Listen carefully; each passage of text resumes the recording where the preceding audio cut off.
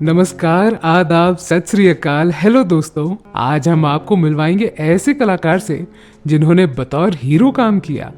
वे खलनायक भी थे और तो और साइड हीरो के रूप में लीड एक्टर की बराबरी भी करते थे। पर वे थे बड़े जिद्दी इंसान। ताउम्र उन्होंने काम के लिए किसी के सामने हाथ नहीं फैलाए और वे कहते थे, प्रोड्यूसर्स हमारे पास पैसे मांगने आते हैं, हम किसी से काम नहीं मांगते। ओहो, तो चलिए एम राजन के कुछ मूवी सीन्स देखते हैं। रामदीन, माधवदीन, सीताराम कोई है? जुबान क्यों बंद है तेरी? बताती क्यों नहीं? कौन था वो बदमाश? आप ही ने मुझे भिखारी कहा था और आपको मालूम है कि भिखारी को पैदल ही चलना पड़ता। वहां मुझे एक आदमी नजर आया जिसकी सूरत मुजरिम से मिलती जुलती थी। उसकी दाढ़ी थी। और तभी तुमको पहले आना चाहिए था नौकरी के। क्या अब कोई जगह खाली नहीं है? अरे ये तो बहुत मामूली बात है। जी हाँ, वही राजेश, ठाकर बिक्रम सिंह का लड़का जिसके साथ आप खेला करते थे। याद आया? जी। एम राजन ने ना सिर्फ हीरो की भूमिका निभाई बल्कि वे हर अंदाज में नजर आते थे और दर्शकों ने उन्हें खूब सारा प्यार दिया। पर हमारे फिल्म जगत को इतना बेहतरीन कलाकार कैसे मिला? एम राजन का असली नाम है राजन मल्होत्रा। उनका जन्म बड़े ही रईस परिवार में हुआ था। उनके बड़े भाई रोशन लाल मल्होत्रा 50 के दौर के जाने माने फिल्म प्रोड्यूसर और डायरेक्टर थे। भाई के बदौलत राजन मल्होत्रा फिल्म जगत में आ गए। इतना ही नहीं, उनकी पहली फिल्म धुआं भी रोशन लाल मल्होत्रा ने बनाई थी। दुर्भाग्य से उस फिल्म ने अच्छा प्रदर्शन किया नहीं, इसीलिए रोशन लाल मल्होत्रा ने दूसरी फिल्म 50-50 बनाई। 1956 में रिलीज हुई उस फिल्म का भी अंजाम बुरा ही निकला। 50-50 के पहले इनकलाब और आंख का नशा जैसे फिल्मों में उन्होंने अपना नसीब अपना के देखा, पर दर्शकों ने राजन मल्होत्रा को पूरी तरह से नकारा। इसके बाद उन्होंने फिल्म जगत से ब्रेक लिया।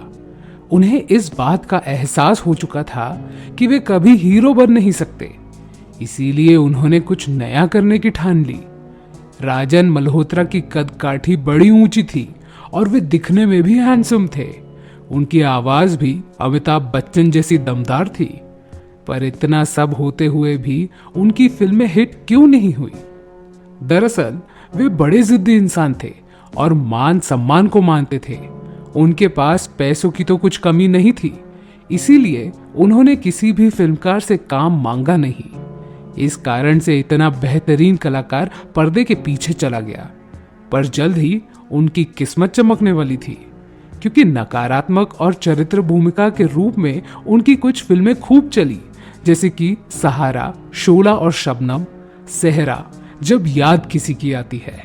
इन फिल्मों में दमदार एक्टिंग करने के कारण अन्य फिल्मकारों ने उन्हें जल्द ही नोटिस किया और 1970 से लेकर 1990 तक उनकी कुल मिलाकर 35 फिल्में रिलीज हुई।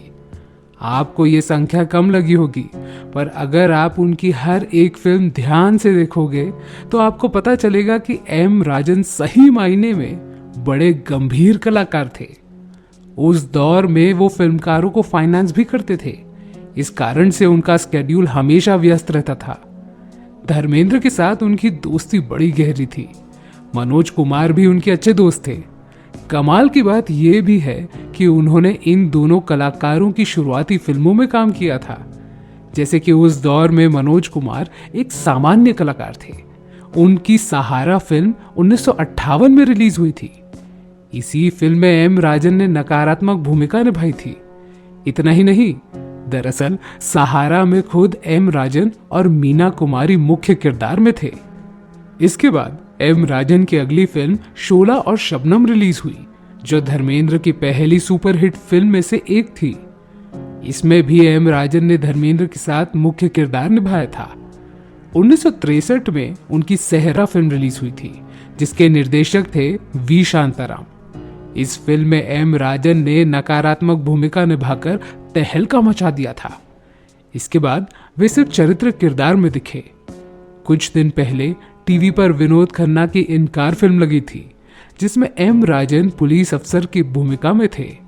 पर इस फिल्म के खलनायक अमजद खान उनको मार देते हैं। शोला और शबनम फिल्म के एक सीन में एम राजन धर्मेंद्र को मारते हुए दिखाई देते हैं। इस सीन को जब सनी देओल ने देखा तो उन्हें गुस्सा आया। उन्हें लगा कि एम राजन सच में उनके पिताजी को मार रहे हैं। एक दिन एम राजन धर्मेंद्र के घर आए हुए थे। 3 साल के सनी देओल उन्हें गुस्से से देखने लगे। जब धर्मेंद्र को मामला समझ आया तब उन्होंने सनी को समझाया कि वो उन्हें झूठ मूठ का मार रहे थे। बेचारे राजन मल्होत्रा आजीवन कुंवारे रह गए। समय बीतता चला गया और फिल्मी जगत भी बदलने लगा। ऐसे में एम राजन ये नाम कहीं पीछे छूट गया। इसी अनजान अंधेरे में एम राजन 2018 में चल बसे। मेरी सुनाई हुई कहानी आपको कैसी लगी ये हमें कमेंट सेक्शन में जरूर बताइएगा और हमारे चैनल को सब्सक्राइब करना न भूलें। नमस्कार।